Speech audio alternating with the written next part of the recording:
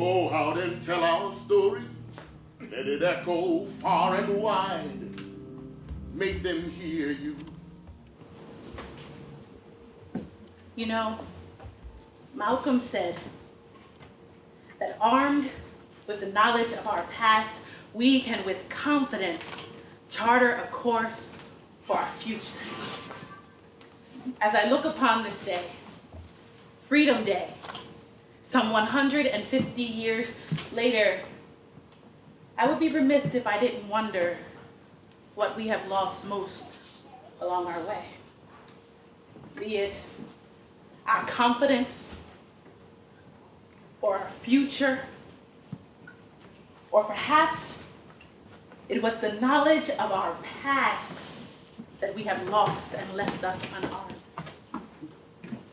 For you know now that few know the day that General Gordon Granger came to Galveston. They know not of the day he came to give unhurt ears their freedom.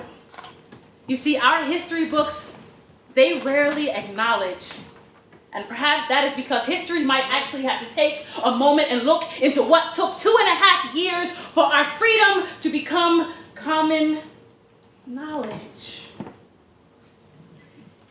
It is, at the very least, peculiar to me how those words, our Emancipation Proclamation, how those words differed from the rumors of today. You see, those words, those most important words, they traveled slowly. Not at all like wildfire. In retrospect, I would have to conclude that this was considered a slow, simmered dilemma. I mean, what was the rush? What could possibly been the rush? It was only some Negro lives hanging in the balance. And today, it is just some Negro kids on the corner and in the streets wasting their talents. I mean, what is the rush? There's no rush to tell them that what once held them captive has let them go. There's no rush. I would have hoped that we would have progressed, that in today's time there would exist no such delay. I mean, think about it.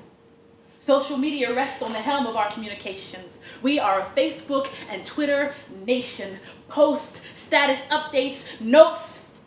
I would imagine that some oppressed would be sitting somewhere behind their computer waiting for another oppressed to tweet them the latest update. Something like something, hashtag freedom.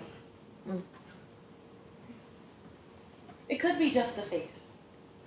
It could be. But I'm concerned because neither our words nor our actions are very liberating these days. For we once knew, and then we knew not.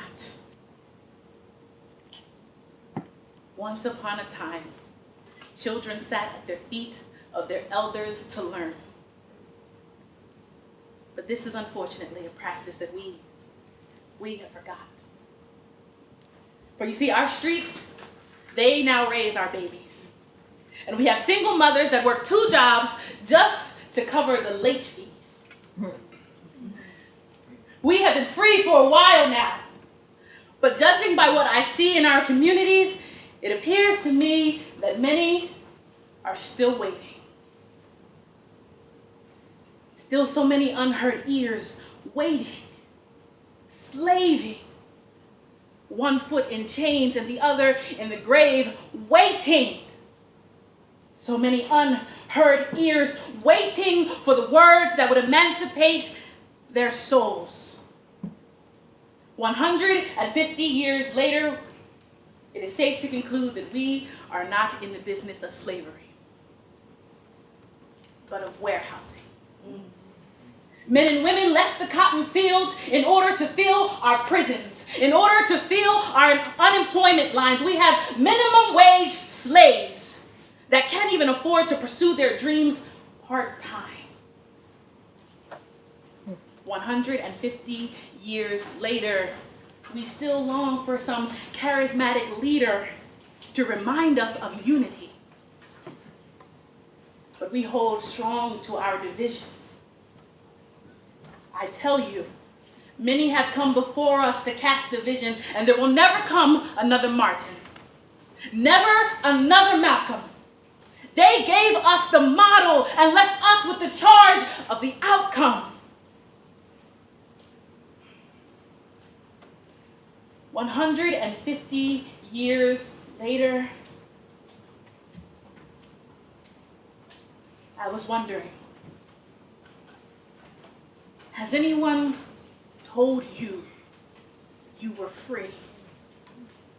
I only ask because sometimes I can't tell by what I see. So if you've never heard, let me be the first to tell you. Let he that hath an ear, let him hear. You are more than what oppresses you. More than what binds you. You are free, even if this has felt like Galveston and it has taken forever for these words to find you. You are free. So, now that you know, now that you have been made aware,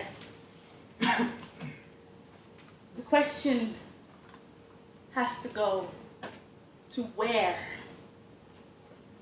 Where do we go from here?